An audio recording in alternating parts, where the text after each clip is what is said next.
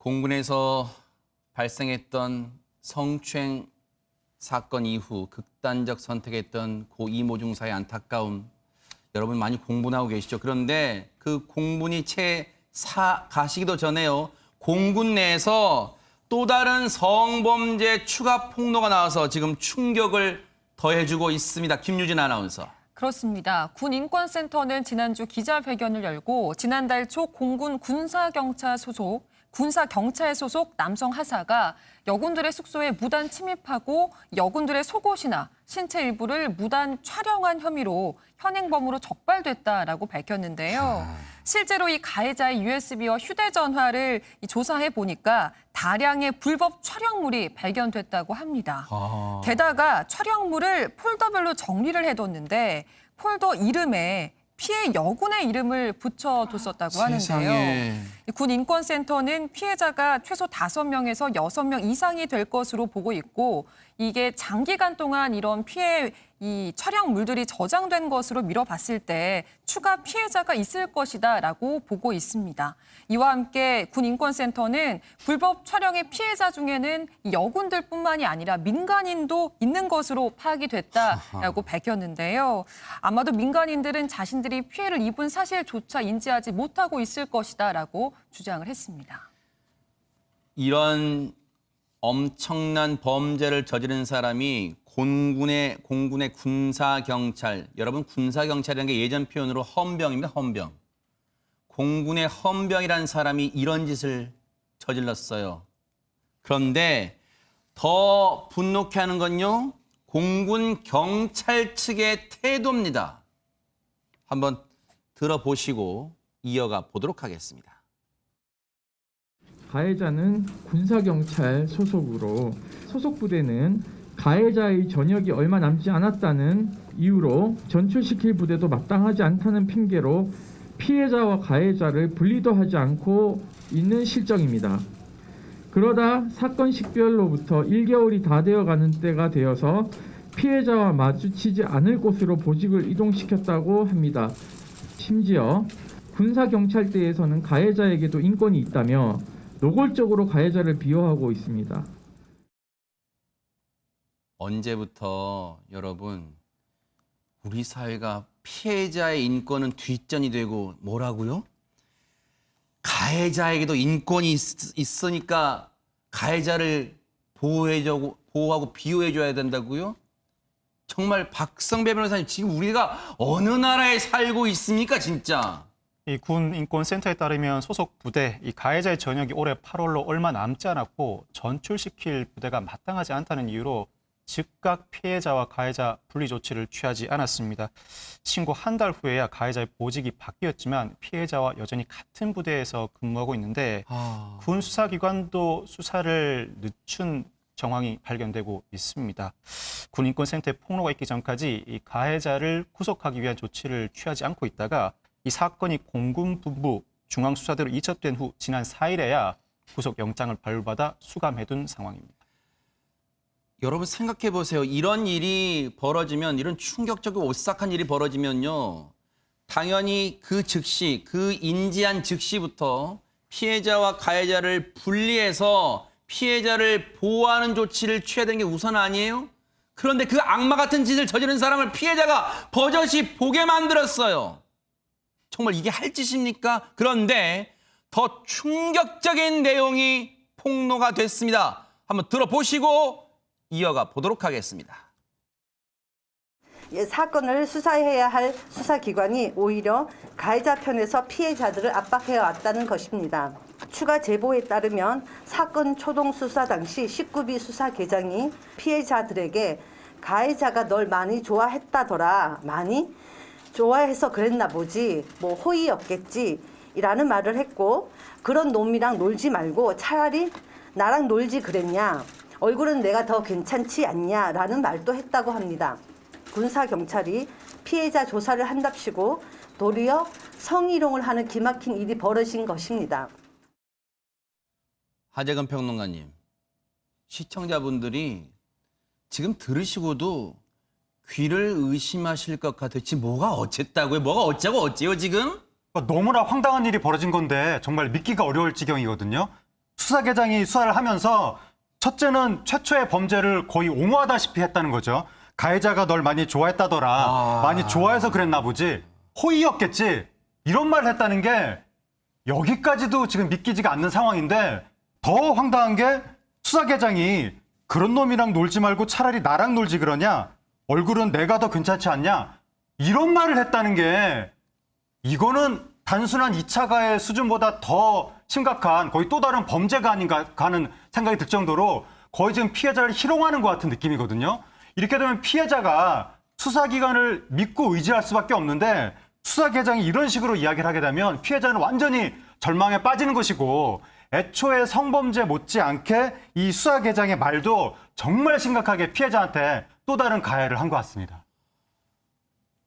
이게 지금 대한민국 군 맞습니까? 이 수사계장을 맡고 있다면 소위 말해서 엘리트라고 군의 엘리트길을 걸어온 사람 아니에요. 지금 이 장교를 했다면 이게 지금 제정신이에요? 그런데 이 조사를 맡던 군사경찰, 공군의 군사경찰 수사계장의 기막힌 행동은 여기서 끝나는 게 아니었다 합니다. 박성배 변호사님. 군 인권센터에 따르면 수사계장이 A 하사를 옹호하며 이 사건을 은폐, 축소하려는 정황이 있었다고 합니다. 즉 수사계장이 A 하사를 지칭하면서 걔도 불쌍한 애다. 가해자에게도 인권이 있다라고 옹호했고 이 피해자들이 추가 피해 사실을 진술하면 너 얘 죽이려고 그러는구나 라고까지 했다는 겁니다. 또 피해자들이 여군 숙소 몰래카메라 탐지를 요구했지만 군 인권센터가 사건을 폭로하기 전까지 묵살했다고 합니다. 진짜 오히려 피해자한테 책임을 전가하고요. 지금 가해자가 인권이 있다? 가해자도 불쌍한 사람이다? 가해자 인생 생각해봐서 한번 다시 생각해봐라. 지금 어디서 이런 말을 할 수가 있어요, 유인경 평론가님. 게다가 가해자 A 하사는요 군사 경찰대 소속이에요. 네, 이제 조사를 해보니 군사 경찰대는요 부대원의 뭐 이름만 검색하면 주소지, 뭐 전화번호, 그다음에 차량 번호까지 다 알 수가 있어서 얼마든지 그 사람의 일거수일투족을 알 수 있는 거예요. 그러니까 그런 권한을 사용해서 이런 범죄를 저지른 것인데, 네. 근데 가해자 군사경 소속임을 악용해서 범죄 저질렀는데 부대는 오히려 가해자만 보호하려고 했고요. 제 식구 감싸기를 하고 있다는 건데 네. 저는 도대체 군인들이 이러면 나라는 누가 지킵니까? 지금 이런 무슨 성희롱 가해자하고 나랑 놀지 그랬니? 이런 얘기가 나올 때입니까? 그리고 이게요 여성 피해자와 남성 가해자의 문제가 아닙니다. 요새는 동성끼리도 그런 위계로 할 수 있는 일이 많기 때문에 이번 사건을 계기로 해서 군대의 성인지 문화가 정말 바뀌어야 된다고 생각을 합니다. 이게 소위 엘리트들이라는 사람들의 의식이에요? 사고방식이에요? 정말 기가 찹니다. 그런데 지금 국민 여러분들이, 시청자분들이 더 기가 찰 일이 추가로 또 벌어졌습니다. 안진용 기자님. 네, 국정원 2급 간부가 지난해 6월 부서장 시절에 벌인 일입니다. 당시 같은 부서 여직원을 일요일에 자신의 집무실로 불러내서 성추행을 했고요. 그리고 열흘 뒤 피해 여성을 서울 근교로 데려와서 재차 성추행을 했습니다. 여기서 끝이 아닙니다. 지난해 9월 말에는 5급 직원이 이 같은 피해 여성을 대상으로 해서 또다시 성추행을 했다고 하는데요. 이 사안이 그럼 어떤 식으로 정리가 됐는지 쭉 살펴보니까 오히려 그 당시에 3급이던 간부가 2급으로 영전을 해서 대북 관련 핵심 부서로 해서 근무를 했다는 사실이 밝혀졌습니다. 진짜 지금 군이고 국가기관이고 지금 썩을 대로 썩은 겁니까? 하재근 평론가님. 그러니까 이것도 진짜 황당한 사건인데 이게 피해자가 올해 3월 달에 피해를 신고를 했다고 합니다. 그래서 국정원이 자체 감찰을 한 달 정도 시행한 이후에 처분을 내렸다고 하는데 지금 승진했던 2급 간부는 파면 조치를 취했고 그리고 5급 직원은 징계 처분을 했다고 하는데 이것도 저는 사실 좀 이해가 되지 않는 게 징계 처분이라고 하면 결국 징계받고 계속 국정원에 있는 거잖아요. 그러면 성범죄 전력자가 국정원에서 국가안보를 담당해도 되는 것인지 네. 전 이해가 되지 않고 자세한 그 내용에 대해서는 내일 국회 정보위 전체회의에서 국정원이 그 내용에 대해서 보고를 할 예정이라고 합니다. 이제 와서 뒤늦게 보고하면 뭐 하겠어요.